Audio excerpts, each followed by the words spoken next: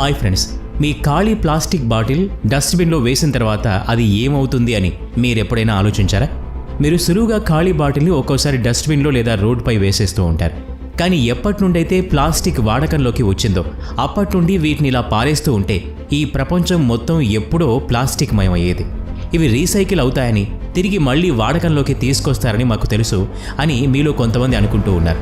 ఈ రీసైకిల్ అనేది అసలు ఎలా అవుతుంది, రీసైకిల్ చేయడానికి ఎక్కడికి వెళ్తాయి అని మేము మిమ్మల్ని అడగాలనుకుంటున్నాం.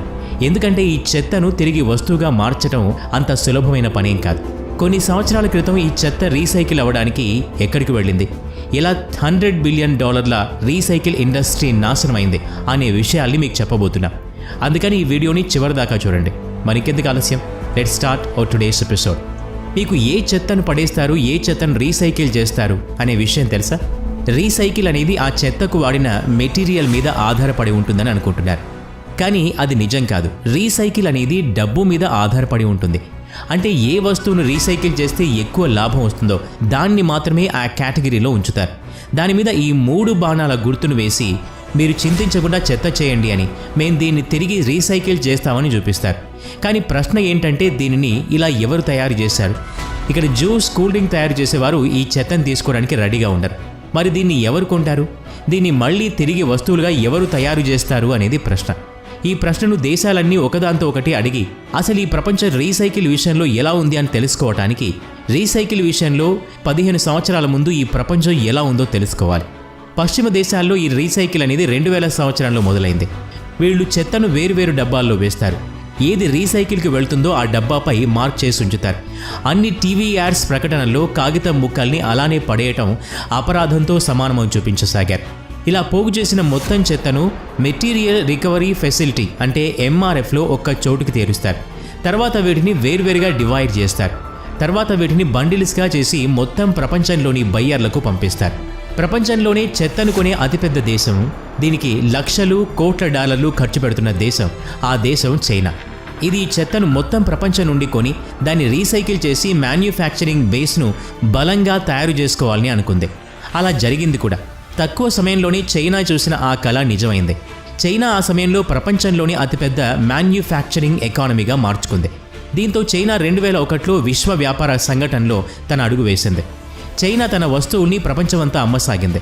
ప్రపంచంలోని దేశాలకు తన వస్తువుల్ని ఏ కంటైనర్లో పంపిస్తుందో అవే కంటైనర్లో చెత్త నింపుకుని తెప్పించుకుంటుంది. ఈ విధంగా చైనా ప్రపంచానికి చెత్తను రీసైకిల్ చేసే చింతన లేకుండా చేసింది. ప్రపంచం కూడా ఈ పనికి మొట్టమొదట చైనా వైపై మొగ్గు చూసింది.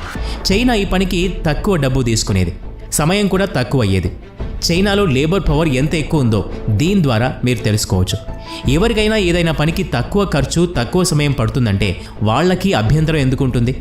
ఈ కారణం వల్లే పశ్చిమ దేశాల్లో ఈ పని కోసం ఏ ఒక్క పెద్ద ఇండస్ట్రీ ముందుకు రాలేదు. ఒక ప్లాస్టిక్ గురించే చూస్తే చైనా ఒక సమయంలో ప్రపంచంలోని 70% వరకు రీసైకిల్ కోసం ఇక్కడికి తెప్పించుకునేది. ఇంకొక ఫ్యాక్టరీ చూస్తే 2016లో ఒక అమెరికానే 7 మిలియన్ టన్నుల చెత్తను చైనాలో రీసైకిల్ చేయడానికి పంపించింది. అదే సంవత్సరం ఒక China film director plastic China అనే డాక్యుమెంటరీ రిలీజ్ చేశారు. అందులో చిన్నపిల్లలు ప్లాస్టిక్ రీసైకిల్ చేసే ఫ్యాక్టరీలో ఉండడాన్ని చూపించారు. ఈ డాక్యుమెంటరీ చైనా రీసైకిల్ ఇండస్ట్రీ యొక్క అసలైన భయంకర రూపం ప్రజల ముందుకు తీసుకొచ్చింది. ఈ డాక్యుమెంటరీ ప్రపంచమంతా పేరు ప్రఖ్యాతులు తెచ్చుకుంది.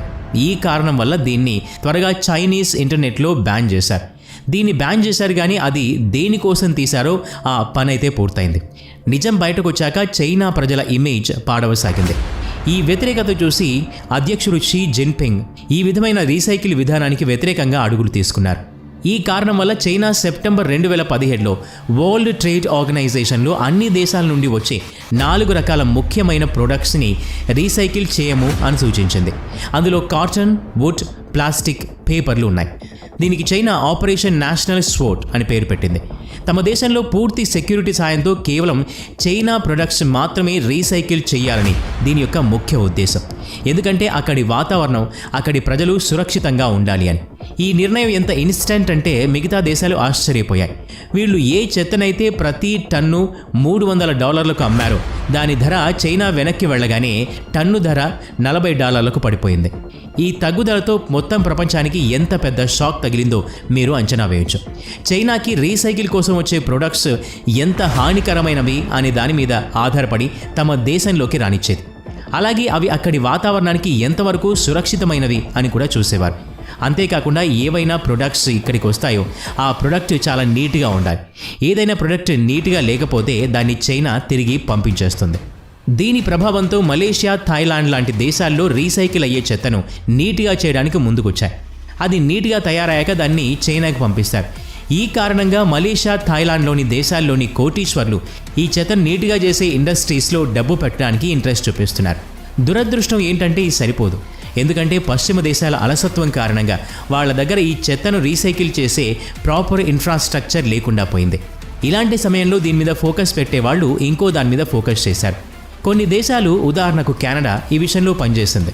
మనం ఎంత తక్కువగా ప్లాస్టిక్ పేపర్ని వాడాలి, అలాగే దాన్ని రీసైకిల్ చేయడానికి ఖర్చు, ప్రమాదం రెండూ లేకుండా చూసుకోవాలి. మనం ఎలాంటి ఇన్ఫ్రాస్ట్రక్చర్ మీద పనిచేయాలని ఆలోచించింది. ఈ కారణంతో సింగిల్ యూజ్ ప్లాస్టిక్ని తమ దేశంలో పూర్తిగా బ్యాన్ చేసింది. ప్లాస్టిక్ లేకుండా చేసే ప్లాస్టిక్ టెక్నిక్స్ని ముందుకు తీసుకొచ్చింది. కొన్ని దేశాలు ఈ టెక్నిక్స్తో పాటు తమ ముఖ్య ఫోకస్ చైనా కంటే మెరుగైన రీసైకిల్ ఇండస్ట్రీని, దీనికోసం మ్యాన్ పవర్ను కూడా తక్కువగా ఉండేలా తమ దేశంలోనే తీసుకురావాలని ప్రయత్నించారు. చైనా తీసుకున్న నిర్ణయం మీకు ఎలా అనిపిస్తుంది?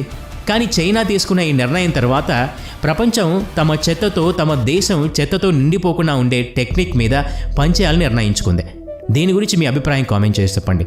వీడియో నచ్చితే లైక్ చేయండి, షేర్ చేయండి. ఇలాంటి మరిన్ని వీడియోస్ కోసం ఈ ఛానల్కి సబ్స్క్రైబ్ చేసుకొని బెల్ ఐకాన్ మీద క్లిక్ చేయండి. నెక్స్ట్ వీడియోలో మళ్ళీ కలుద్దాం. Thanks for watching.